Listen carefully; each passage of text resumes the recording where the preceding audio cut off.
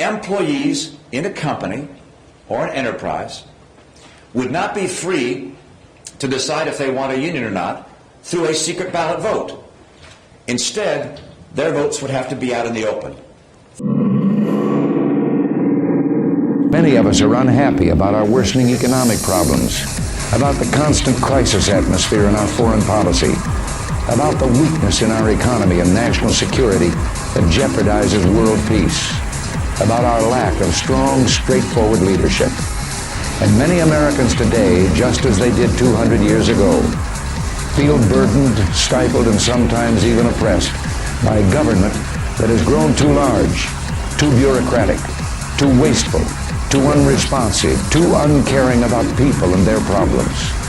Americans who have always known that excessive bureaucracy is the enemy of excellence and compassion want a change in public life. A change that makes government work for people. They seek a vision of a better America. A vision of a society that frees the energies and ingenuity of our people while it extends compassion to the lonely, the desperate, and the forgotten. I believe we can embark on a new age of reform in this country and an era of national renewal.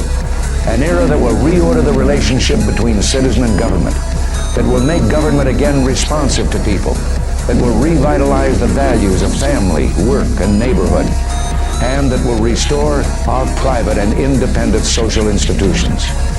These institutions always have served as both buffer and bridge between the individual and the state. And these institutions, not government, are the real source of our economic and social progress as a people.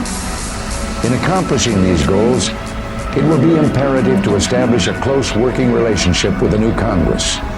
No objective will be more important to me if I am elected president than that of opening a new era of cooperation between the executive and legislative branches of government.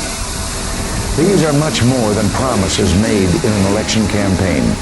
I knew John Wayne well, and no one would have been angrier at being called the last American hero. There were astronauts, Virgil Grissom, Ed White, and Roger Chaffee, who died as other Americans have died in opening new frontiers. Their courage was remembered when later the message came back to Earth from other astronauts. The Eagle has landed. Do not mistake me. No reasonable man who sees the world as it is, who views the deterioration of our economy, the waning of our relationships with our allies, the growth of Soviet might, and the sufferings of our recent past, could underestimate the difficulties before us. But I wonder if those who doubt America have forgotten that just as in the lives of individuals, so too in the lives of nations, it is always when things seem most unbearable that we must have faith that America's trials have meaning beyond our understanding.